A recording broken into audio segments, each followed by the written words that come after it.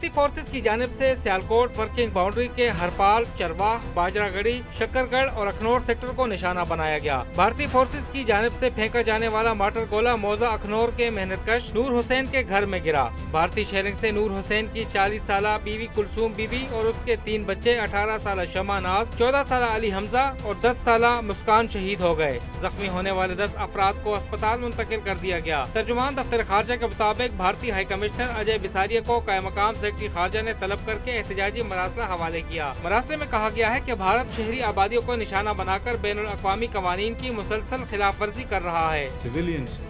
بھارتی security forces LOC اور working boundary پر مسلسل بھاری ہتھیاروں سے شہری آبادیوں کو نشانہ بنا رہی ہیں۔ سال 2018 میں بھارتی فورسز نے 1000 بار سے زائد جنگ بندی معاہدے کی خلاف ورزی کی، جس میں 24 شہری شہید اور 107 زخمی ہوئے۔